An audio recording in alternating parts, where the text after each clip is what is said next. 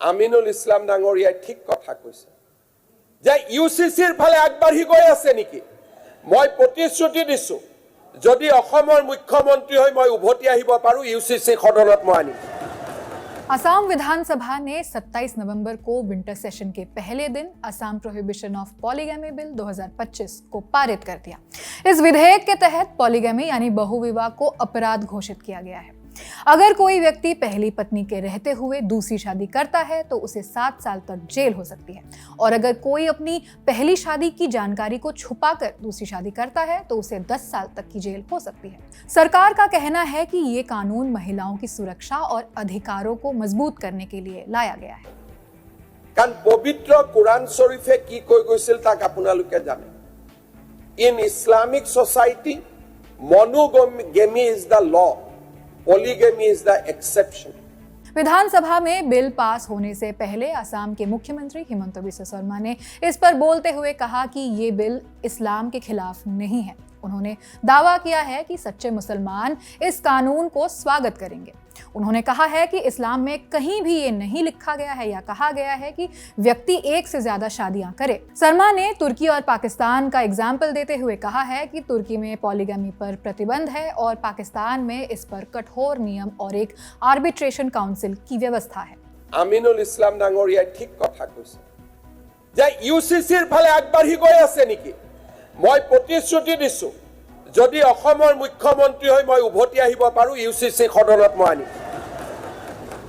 शर्मा ने इसमें एक और बड़ा पॉलिटिकल सिग्नल भी दे दिया।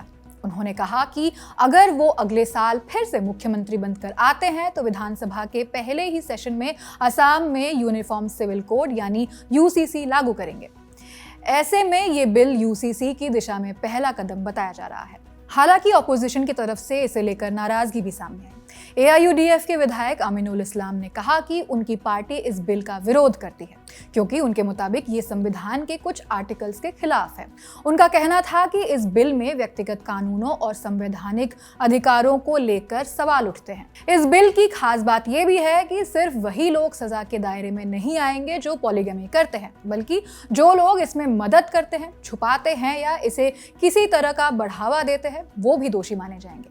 मतलब माता पिता, गांव के बड़े बुजुर्ग, धार्मिक नेता अगर वे किसी ऐसी शादी में हिस्सा लेते हैं या जानकारी छुपाते हैं तो उन्हें भी 2 साल तक की सजा हो सकती है।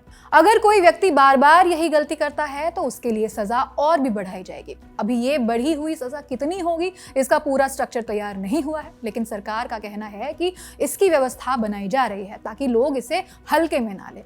एक और अहम पॉइंट, जिन लोगों को इस कानून के तहत दोषी ठहराया जाएगा वो असम सरकार की किसी भी नौकरी, सरकारी सहायता योजना या चुनाव लड़ने के लिए एलिजिबल नहीं होंगे। इसे कॉग्निजेबल ऑफेंस घोषित कर दिया गया है। ऐसे में पुलिस को बिना वारंट के गिरफ्तारी का अधिकार मिल गया है, यानी कोई शिकायत आती है तो पुलिस तुरंत जांच शुरू कर सकेगी। इस कानून में महिलाओं को सुरक्षा देने के लिए एक और व्यवस्था की गई है। अगर कोई महिला अवैध बहुविवाह की शिकार होती है तो उसे फाइनेंशियली कंपनसेट किया जाएगा। इसके लिए राज्य सरकार एक अलग अथॉरिटी अपॉइंट करेगी जो हर केस के हिसाब से मुआवजे का फैसला करेगी। हालांकि ये पूरा कानून असम के हर हिस्से पर लागू नहीं होंगे। जैसे बोरोलैंड टेरिटोरियल रीजन, दिमा हसाओ, कार्बी आंगलोंग और वेस्ट कार्बी आंगलोंग जिले के साथ साथ शेड्यूल्ड ट्राइब्स पर लागू नहीं किया जाएगा। इन क्षेत्रों का प्रशासन संविधान के 6वीं अनुसूची यानी 6th शेड्यूल के अंतर्गत चलता है, इसलिए उन्हें इससे छूट मिली है। इस बिल को लेकर काफी बहस भी हुई थी। क्या ये व्यक्तिगत कानूनों में दखल है या महिलाओं के अधिकारों की सुरक्षा का कदम? लेकिन सरकार ने इसे अपने एजेंडे का हिस्सा बताया। एक समान नागरिक संहिता लागू करना और महिलाओं को कानूनी सुरक्षा देना। कुल मिलाकर असम सरकार ने बहुविवाह पर एक बेहद सख्त और प्रभावी कानून लागू कर दिया है, जिसके राजनीतिक, सामाजिक और कानूनी असर आने वाले दिनों में जरूर देखने को मिलेंगे।